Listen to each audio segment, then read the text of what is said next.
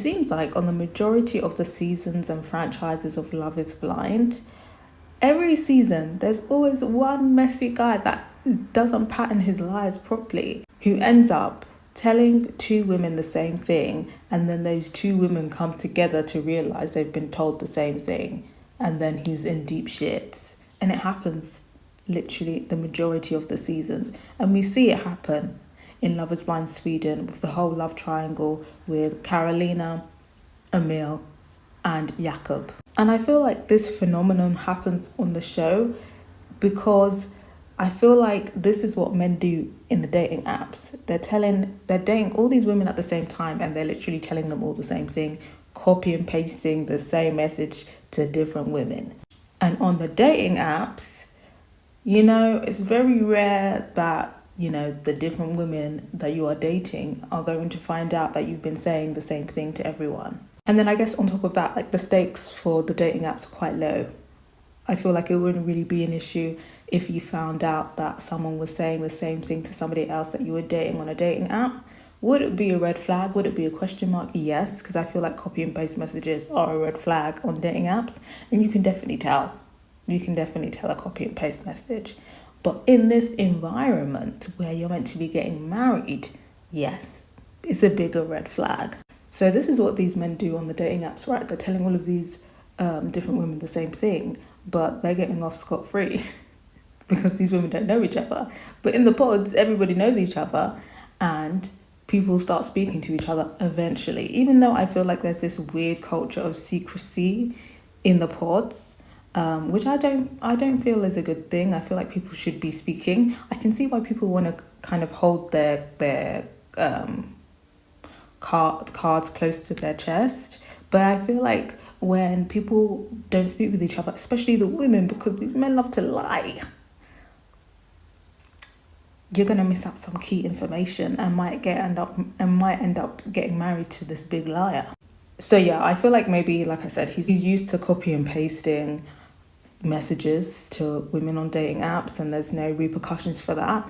So he did it in the pods thinking there was going to be no repercussions. But let's get on to the subject matter that he told both of the girls. He basically marketed this piece of information, this trauma dump, if we're being real, trauma dump slash sob story, basically marketing it as this is a really difficult thing that he's been through. He finds it really hard to talk about it, and he's never really told anyone about it. And this is the first time that he's sharing this information because he feels so close to the person that he's sharing it with, i.e. either Emil or Carolina, right? So he's doing it to kind of make these women feel special, right? That he's trusted them with this sensitive information that he's never told anyone before. He has told people before, but he usually waits 3 to 6 months, like when he really knows and trusts the person. But they've made such an impression on him in 2 days that he wants to reveal this information. And he does this very dramatic performance with both of them crying, revealing the sensitive information. I think the story is that he was held at knife point by some crooked taxi man, and he was fighting for his life, and then after that it really traumatized him, so he basically got in with the wrong crowd and was abusing drugs. I don't know if he had an overdose or something, if he was alluding to that, because he's talking about he almost lost his life. I'm not sure if that was a drug overdose or the fight with the taxi man. I don't know, it was all a bit confusing with the editing and the translation. But if anyone from Sweden who speaks English can translate, I feel like that's pretty much the story, right?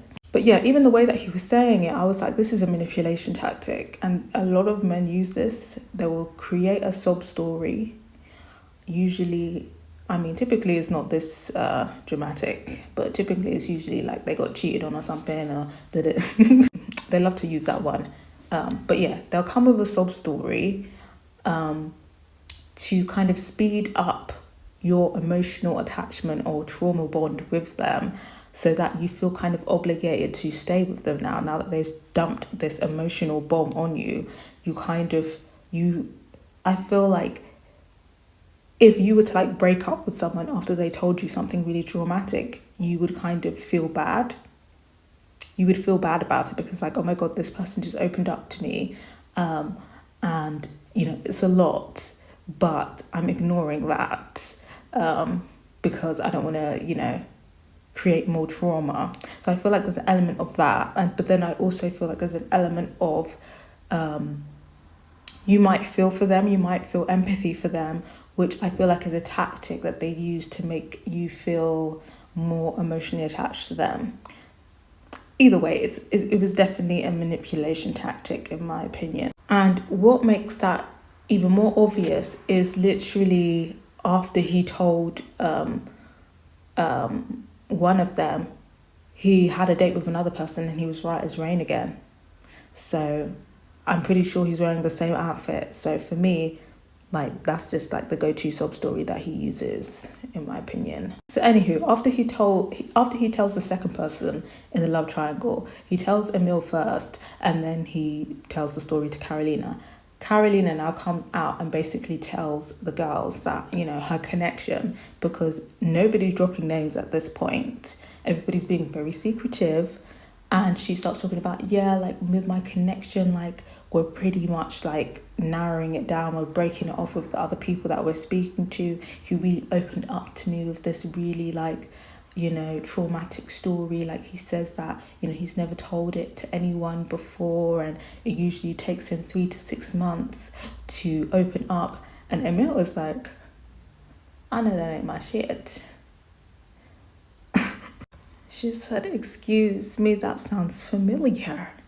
That sounds very familiar. And Emil clocks that he's been telling them both the same thing and he's full of shit. Well, actually, she's still in two minds, to be honest. She's kind of conflicted about whether he's chatting shit or not, or whether it's Carolina that's chatting shit, because she's trying to rationalize it and basically saying like, oh, well, maybe Carolina like knows that I'm dating him as well. And she's saying this to kind of like scare me off.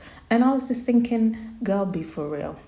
Of course, Carolina's not lying. You didn't know that she was dating him up until this point, and you both had the same information that's come from one source. So it's very clear who's lying. Jakob. So I feel like the fact that they were even trying to speculate that was ridiculous. Like, we know who's lying here.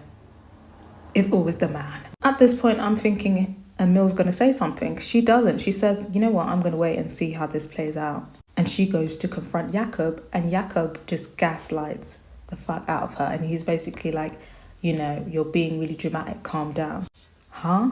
So I think after that interaction, she peeped the game a little bit more. But again, she was being really delusional, because the next day she was talking about like, you know, I don't want to focus on the bad things because there's good things as well. But Jakob knows that he's been caught up by Emil, and basically I feel like he wanted to feel things out with Carolina to see if they'd spoken or not. So he has a date with Carolina. Carolina seems clueless. So I feel like that's when Jakob decided to lock in with Carolina, because Emil was a lost cause, because she already suspected he was full of shit. Carolina goes back to the women's quarters very happy. Emil has peeped the game, and she decides that she's going to tell Carolina, and that he's basically been double dealing, as they say. Now, before, Carolina was talking about, I don't care what anyone has to say about Jakob. If they've got something bad to say, I don't give a fuck. Clearly, she gave a fuck, because she was like, bitch, this motherfucker's lying to both of us, double dealing. Now it's Carolina's turn to confront Jakob.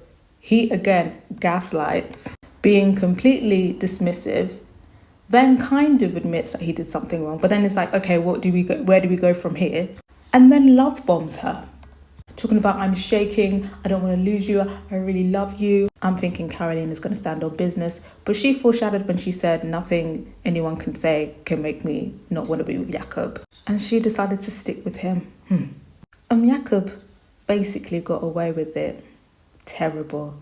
But I've got to hear your thoughts on this situation. What do you think about this new culture of secrecy surrounding who and who is dating? Does that let the liars slip through the net? And how do you think both of the girls handled this situation? And what do we think of Jakob? Let me know your thoughts.